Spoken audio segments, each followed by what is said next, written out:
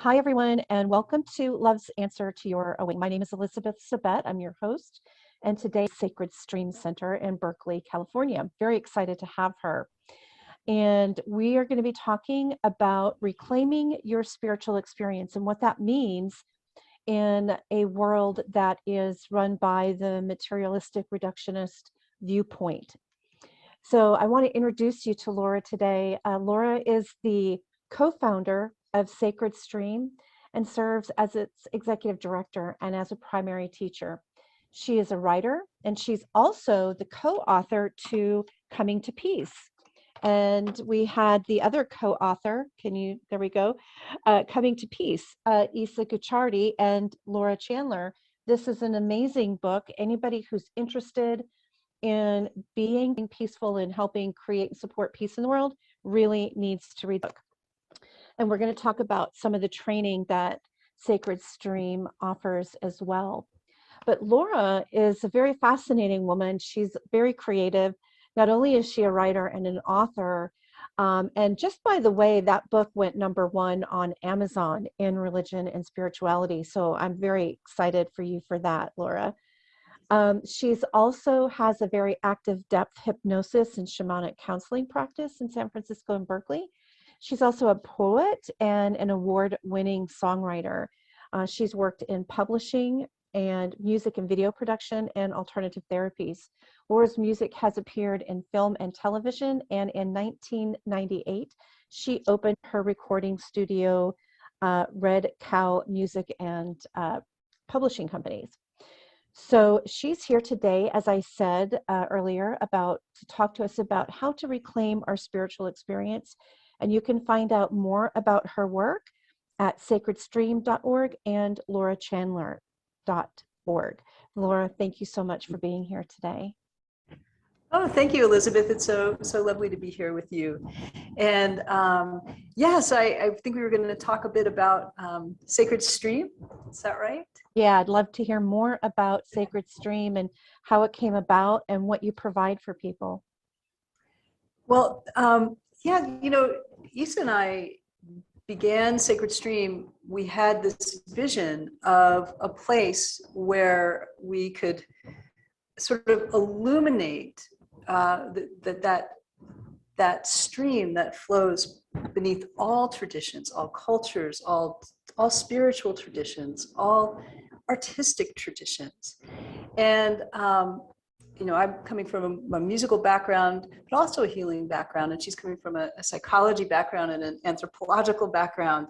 And we saw it as a place where people could come and share their teachings from their different cultures and their different traditions, and where artists could come and share their work and what inspires them, and kind of create a community where this could happen. And then it would also be a home for our own programs.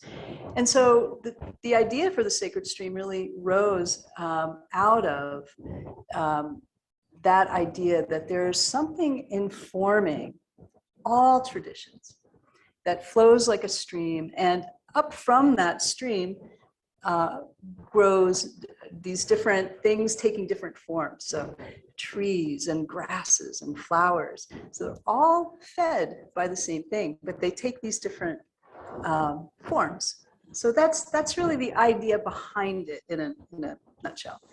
Yeah. And when did it open? When did you start? We formed the foundation in 2003, and we moved to our home in Berkeley.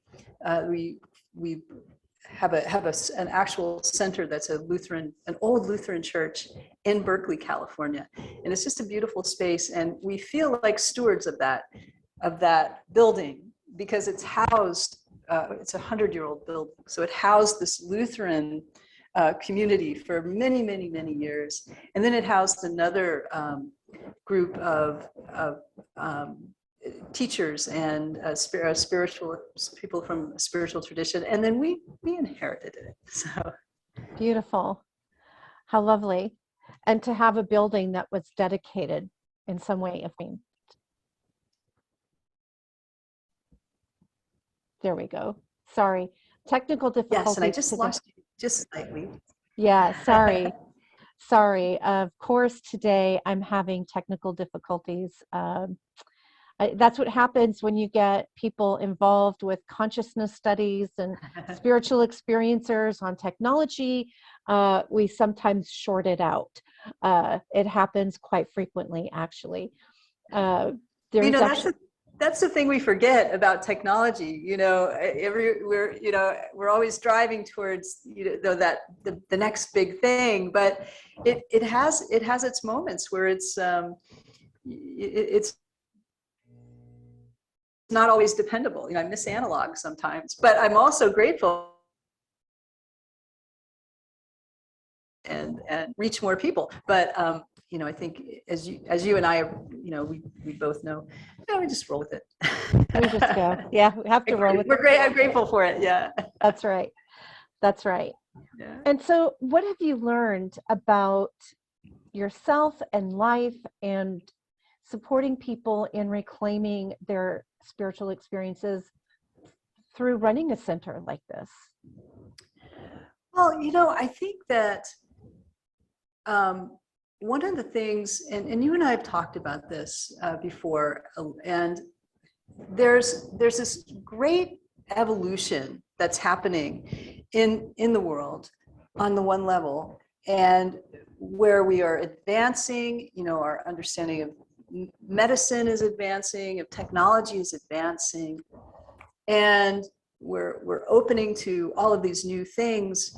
And one of the things that gets lost in the shuffle and sometimes you know, neglected or even denied is this larger place of spirit and of you know, and I think the first place that we see it is in the way that we harm the earth, in the way that we lose nature. Yeah. I think I see that we stay connected to this larger thing that's happening, because as important as, you know, kind of the evolution of our ability to you know, work with different technologies and bring different things that can be helpful to society, feed more people, create more things that are helpful. There's the larger consciousness that that can kind of get stifled. And so part of what I think is really important in contemporary culture is reconnecting to that, recognizing that, but not from that place. You know, there's a way that it's gotten a little denigrated in the sense that it's like spirituality has kind of gotten a bad name in some circles, not in all circles, where things are woo-woo. And I always say, oh, sacred stream, we're taking the woo out of woo-woo, you know, because I love it. so that's where I would start. That's a start on those thoughts. Yeah, thank you. Yeah, that's having to deal with knowing that people are uncomfortable, some people are uncomfortable, or talking about spiritual topics is not always welcome in, you know, a normal conversation. And for someone like myself, who this is my whole life, like the last 14 years of my life have been openly dedicated to supporting the development of spiritual community and supporting people in spiritual emergence or emergency. And that it's just when people ask me what I do and I have to talk about it, it's like you get it. Sometimes people are very interested, and sometimes it's also like, oh, okay, and what do you do? Right. You know, it makes people uncomfortable. It's not a normal part of our topic, even though near-death experiences are a part of, you know, that's if you find a way to bring it in, then it makes it a little bit more palatable for some people. Well, I think that's a good point. And I think that people, you know, you don't know how someone's relating to the word when you talk to someone. So different people have different ideas about and experiences of what we're calling spiritual or spirituality, you know? Right. And so, so for some people, it may be, some people have been harmed in religious experience of their, and being brought up in a particular tradition where they were maybe betrayed in some way, not to say that the whole religion is bad, but that they've rejected their own spiritual nature. Or other people are, I just find, I live in California, so we have the spiritual, lots of different spiritual traditions and a richness and an embracing of it, but also we have Silicon Valley, and not that there isn't an embracing of it in Silicon Valley, but there is sometimes a clash. And so it's like bridging these two things. But I'll say this before we go further is, one thing, we're on a rock hurtling through space, and that's the most bizarre thing. Right? Like, what is that? How did that happen? So there's got to be something more than just like the human and the human brain going on. But okay, if we're in the kind of reductionist material side where it's like, well, this just happened and we can't explain it, but then you die and it's all over. As my friend Robert Thurman says, well, that would be great, but if it's not all over, you need then to really, what? You really need to rethink how you're living your life. But I'll leave that. But the other thing is this idea of consciousness, right? So in expanding consciousness, this can be the element of spirituality that we're talking about. It doesn't have to have a specific deity that it worships, or there are certain, as I said with Sacred Stream, there are certain things that you find in common with all these traditions. Looking at what is consciousness, there's the idea of we're focused on, and one we're on fairly easily. We can measure things, it's empirical, we get empirical data. But then there's this larger consciousness that is not as easily measured, though I have many friends who are measuring it, this idea, this measuring consciousness. But when we're only focused on the physical realm and what we can measure empirically, do that. Our culture encourages us to be focused on the physical, like what do I want to eat, and what do I want to watch on TV, and what do I want to buy in the store. But when we reach into the larger consciousness through things like meditation or contemplation, or just sitting in the sun for a time, or taking a walk in nature, you access this larger space. And there are ways to do this to train yourself to go deeper and to reach wider understandings. But there's so much happening on a non-physical level that we can tune into, but we've been distracted from. Right. And for me, the bridge, and I think a lot of people are talking about this. I think a lot of physicists, a lot of scientists and people are working, across fields of study to talk about this. And so it's a matter of creating that bridge, and where we don't focus only on one and reject the other, but see how they're working together. That's absolutely true. There are so many researchers now that are not working in one realm only, and which has created this new form of research, the contemplative neuroscience research that's happening, and which I find fascinating. And I think that branch of research is going to eventually produce some pretty interesting results. And perhaps, I'm interested to see if William James' philosophy idea that the brain is simply a filter that allows us to have a different kind of experiential reality of consciousness. So I'm curious, I'm looking forward to watching some of this new research come out. Yeah, and I think it is. I think it's coming out more and more, there's so much. In fact, Dawson Church are you familiar with him? He wrote No. The Genie in the Genes and No. His Mind to Matter. And I always recommend this book. He's a research scientist, and he really makes things simple to understand. And he's very into is it NLP? It's the tapping, to change behavior and things. And so he's very into that. But this book, Mind to Matter, he really documents all of these different research projects demonstrating, the power of thought, the power of meditation, healing cancers, healing with different kind of energy and focus. But he does it in an extraordinarily scientific and understandable way that's hard to dispute. And I think what I came away with from that book was, one, it was so nice to have that many of the experiments that have been, documented, Right.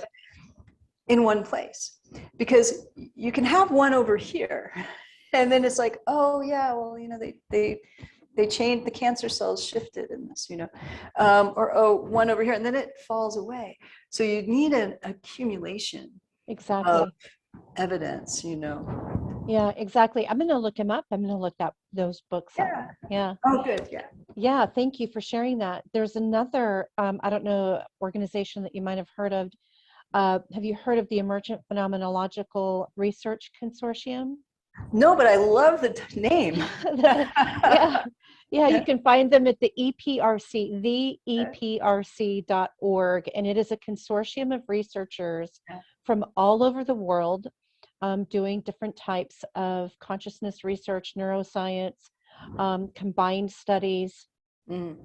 And it was created by Dr. Daniel Ingram. Mm-hmm.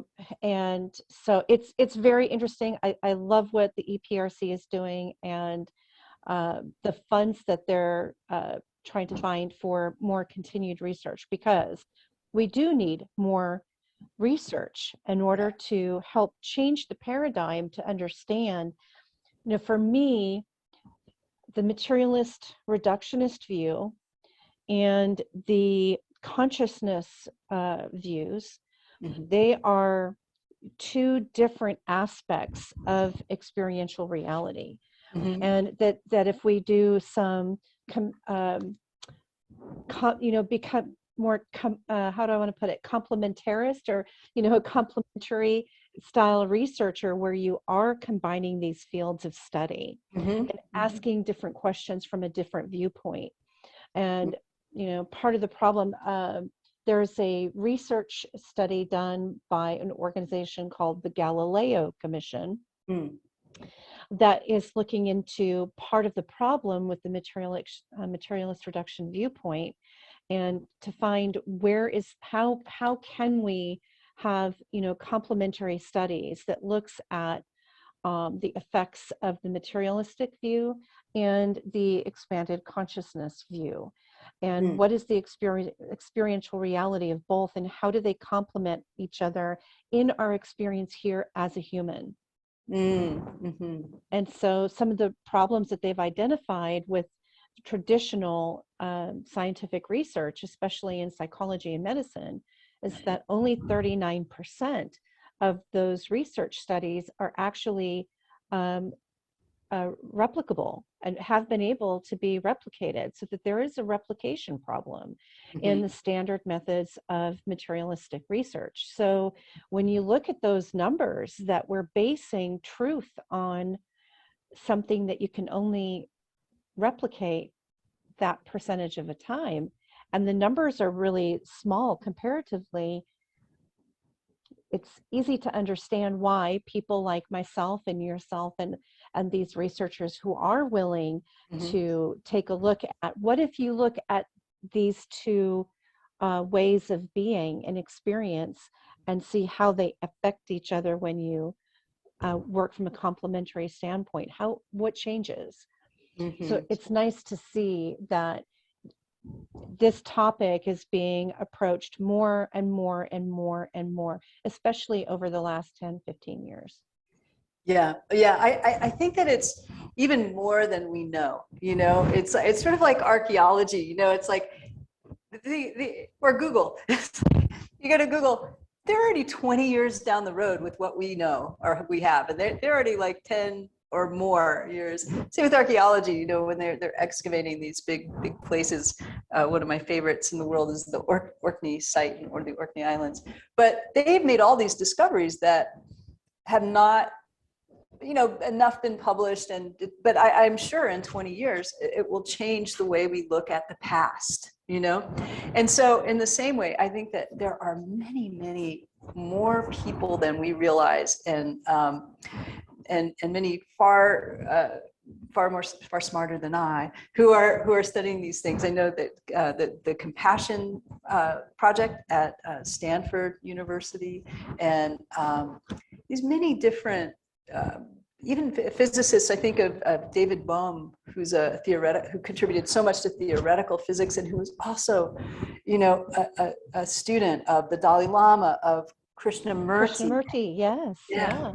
So yeah. So it's coming. We're in a transitory place, and coming back to this idea of the spiritual, for lack of a better term for it, I kind of combine that with consciousness, and this larger consciousness, and allowing ourselves to experience it, to have those moments with consciousness, and to, we talked about at the beginning, reclaiming our spiritual experience, whatever that is, right? Coming to it on our own terms, with assistance, perhaps from, a teacher, or someone that you're drawn to. There's so many great books by quite realized people. You can read books by so many, whether it's Thomas Merton, or the Dalai Lama, or in so many traditions. And I think it's important to read and study or learn about many different traditions. But part of what I think we know, and it's becoming more clear, at least, is that in order to heal, and really in order to navigate being human, there is an aspect of the spiritual, or at least this relationship to greater consciousness, that helps us do that. I don't want to define it for anyone, but exactly. you can go to AA. Like, AA is this great program. It's specific in that it's talking about the Christian, and giving up your experience to God, letting go, letting God. And that's a basic thing. I'm not for saying let's all do that, but I'm saying that has helped many people. And it's the basic idea that we're talking about here is that there's something larger. There's something larger that we are a part of, and that is the basis of greater consciousness and spirituality. And so spirituality, maybe it's praying in a church, but maybe it's sitting in nature. That's right. I think one of the things that we've lost in the materialistic viewpoint of existence is meaning, and that people go through a crisis of meaning. When life becomes empty, they've lost meaning. If all there is we're flying around on a rock, and someday we're not here, and then our existence is meaningless, that creates a lot of depression. But people also go through a crisis of meaning and crises of identity when they have a spiritual experience, or a nonlinear, non-ordinary state of consciousness experience, or remember a past life, just as an example, or have an out-of-body experience, or have spontaneous after-death communication. These types of experiences create a crisis of meaning for people, whether they've had a religious or spiritual viewpoint in life or not, because it changes the context of everything for them. Mm-hmm. And so in that reclaiming of so many people will reject the experience that even happened, question their sanity. Yeah. They may get questioned. Their sanity does get questioned, and that is some of the harm that occurs for people who've had spiritual experience or nonlinear, non-ordinary, transcendent experiences, shamanic experiences. Mm-hmm. And then that risk of being medicated against their will and hospitalized against their will too, because we don't have enough mainstream understanding or support for people that are going through these types of problems, and integrating and Mm-hmm. finding meaning for these experiences. That's right. And what you're describing is this, we as human beings are large, complex beings. We're not limited to this, to just this body, right? And all you have to do is go to sleep at night and dream and know that's true, right? But in the healing modality I work within, and that we teach at through the Sacred Stream, and is something called depth hypnosis, or the DH method. And this is something I think you're going to have Isa Gucciardi, who created that methodology, on to talk more about. But I'll touch on it briefly, because in that idea that in the spirit, if you will, of healing being able is aided by being able to connect to something, to this something larger than yourself, within yourself. And in traditional psychology, although this has changed, this is changing, transpersonal psychology actually recognizes this and recognizes shamanism. Depth hypnosis sits very comfortably within the transpersonal model. Right. But traditional psychotherapy, and I think psychotherapy is great. I absolutely think that it helps so millions and millions and millions of people. But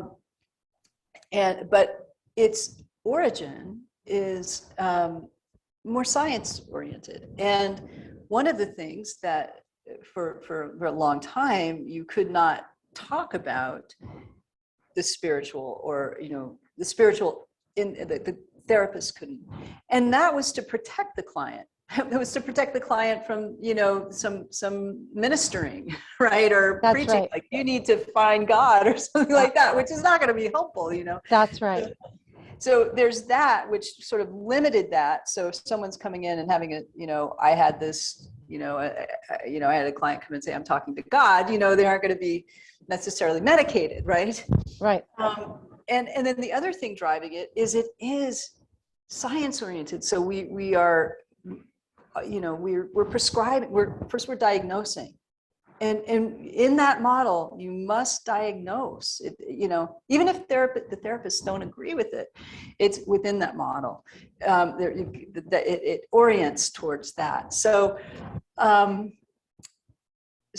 again, not saying there's anything wrong with the model per se, because I think so many therapists take it so big, so much bigger. But there is that whole experimenting on monkeys, and the drug aspect, and I think that the medication aspect can be helpful. But when we come to this other place where there's certain segments where that is helpful and necessary, I think for many people, the loss of nature and the loss of their connection to the largeness of their being is the cause of so much difficulty, sadness, and trauma that can be helped by reconnecting and reevaluating that and giving ourselves permission. So I've said a lot about that, but depth hypnosis does that. So at the base, the very basic first steps of depth hypnosis is to connect the client help them connect on their own with the part of themselves. We describe it as the part of themselves that has the highest good as its sole intention. And this, and we do that in a meditation, or go to a slightly altered state. And that in any altered state is how you're expanding and connecting into larger consciousness. So you're not being hypnotized into something. You're just slowing the mind down, focusing inward, and letting the mind be focused inward and not active, so that you can see what else arises. And when you do that, it's as simple as that. So there's so much there. But in the first exercise there, we want the client to be connected to something that's theirs, not to the practitioner. Not to the practitioner, to this is them. And then they define that for themselves. So they may experience it as their higher self. They may experience it as, God. They may experience it as, I just made that up. Doesn't matter.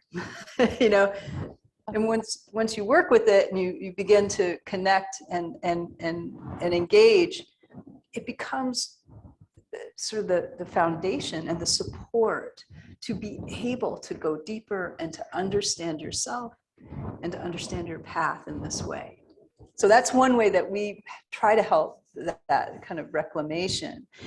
And I'll say, I've had so many people who were perhaps had rejected, had some kind of a bad experience in Catholic school, or not to pick on the Catholics, but, in some kind of traditional,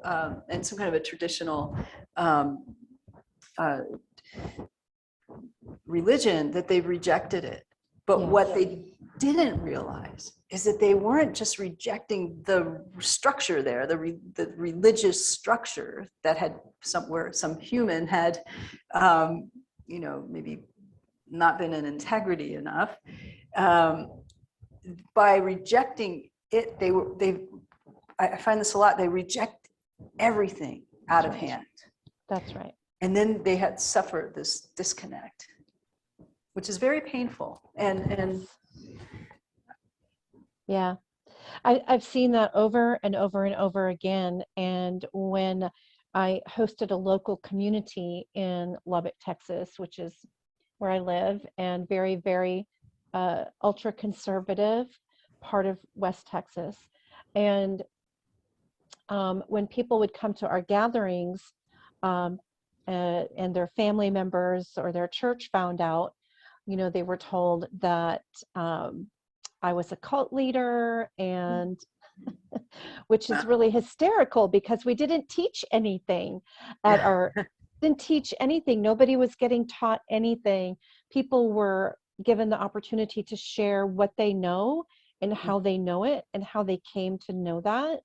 And it was a very broad spectrum of interests that people brought into the group. There were no limits on how they discovered what was true for them.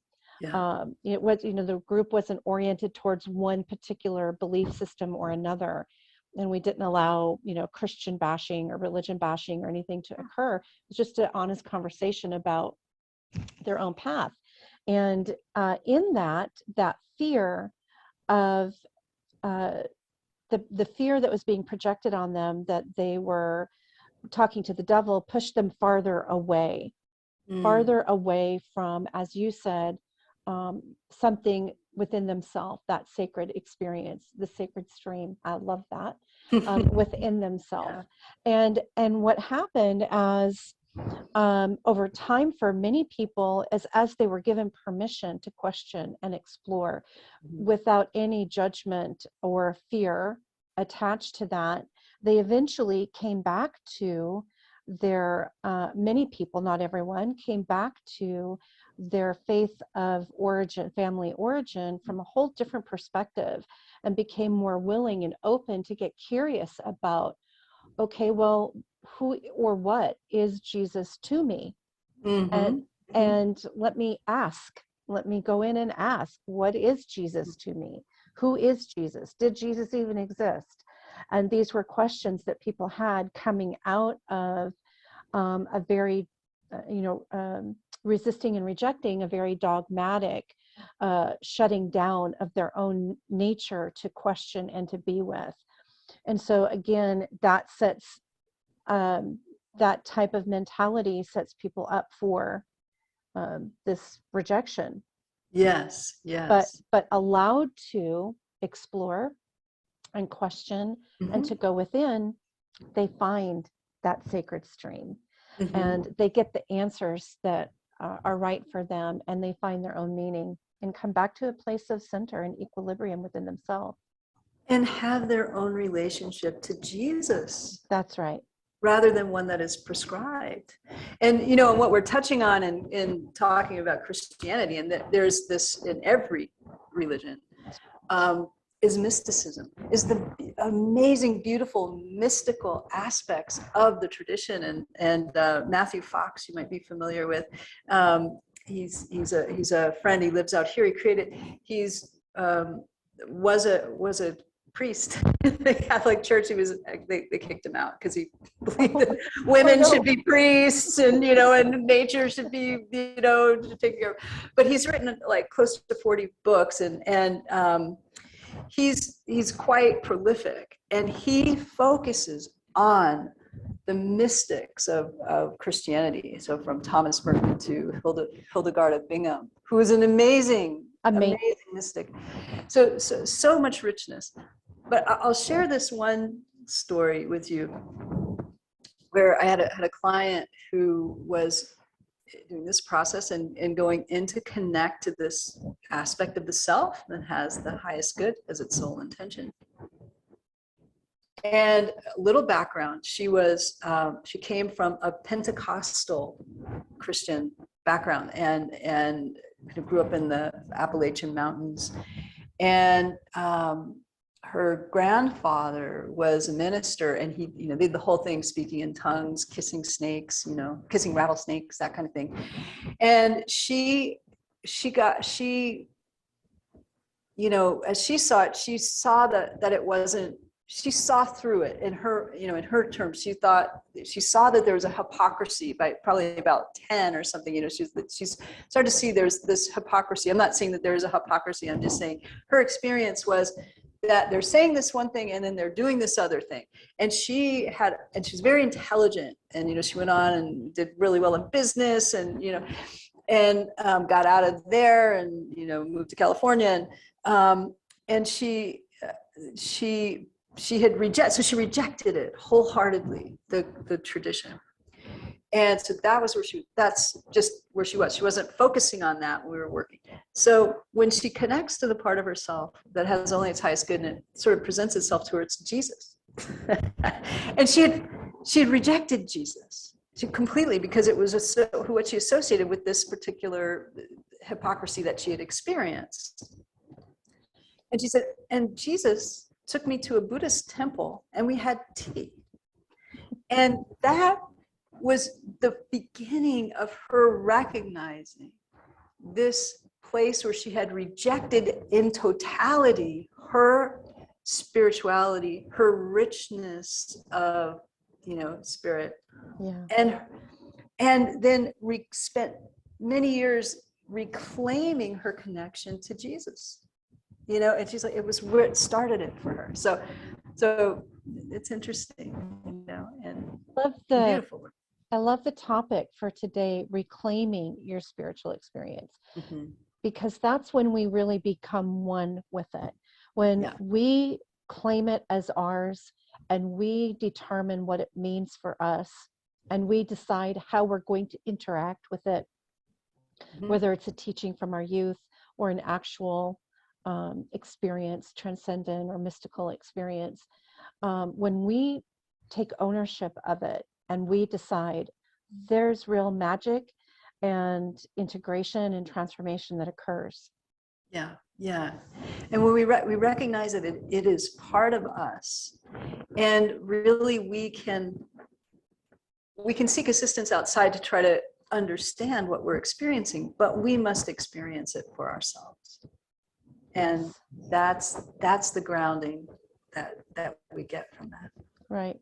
So just in closing here, what advice do you have for people who are having a hard time being with or claiming their experience? What would you suggest for people? Well, it depends on what is making it difficult for them, whether they have, family members who are, critical, or whether, they have their own strong critical voice, or maybe they actually don't believe and, or have their, there are different reasons that people have kind of reject that or turn on it in themselves. And I think that for people who are really seeking to seeking to reclaim it or to explore reclaiming it, I think it's just really important for people to first just consider their history with spirituality. And, it's maybe journal about it a little bit. Like, what was my first connection? Maybe you had a grandparent who really, was very deeply spiritual and had a strong relationship to God, however they experienced that. And then the parents rejected it, so you weren't raised with that tradition, but you remember your grandma who really, had that. But where you start looking at uncovering the places where you doubt, or if you're someone who's kind of bought into all of the data only, thing, I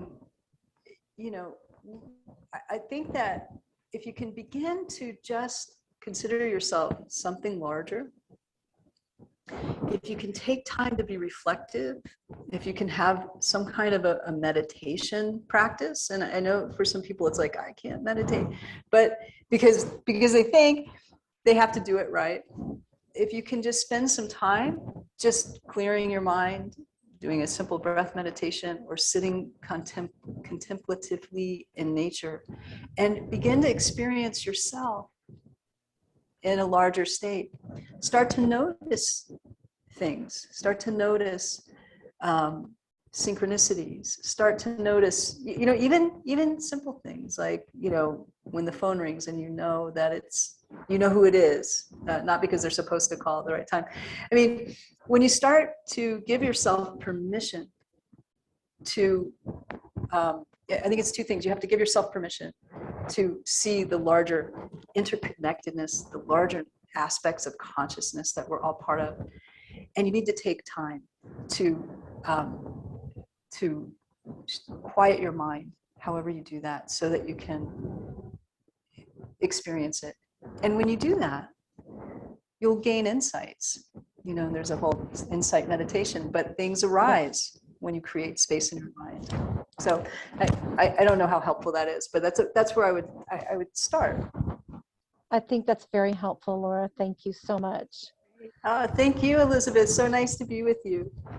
So nice to be you, and we are definitely going to bring you back, where we have so to talk about. And yeah, so if anybody is looking for depth hypnosis or maybe some shamanic practices, please look for Laura at laurachandler.org, or you can also find her at thesacredstream.org. They have many classes that are happening, and Laura, you've got classes online as well as in person in Berkeley, correct? Yes, and I'll add that we have a lot of free events and free videos and interviews with different thought leaders and teachers. So there's a lot of there are many resources you can find, and there may be a class that you find that interests you. But we have a lot of free resources, a blog and articles, and those would be great places. Oh, and I have a podcast, the Sacred Stream Radio podcast, and there's that as well. So all meant to be helpful. We sometimes have online community healing circles and different. We have something called Circles for the Earth, where people are invited to come and we'll focus attention on healing the earth. That's free, and we do that the first Sunday of every month. So we try to create community. We have people from all over the world. We're actually, it will come out after, it will have already happened when you put this on, but we're we're going to be doing a series, so there will be another one coming up. We're doing a Facebook Live, and we'll do a YouTube Live as well on for what's going on in Europe and the Ukraine and all the people, you know, in Russia and Ukraine and all of the countries that are suffering and from this experience that's happening now. So we create community. We have a lot going on. We have a lot of interesting people from all over the world, and yes, everyone's welcome to join in. All right. Well, thank you once again, Laura, and I'm so grateful for you being here today.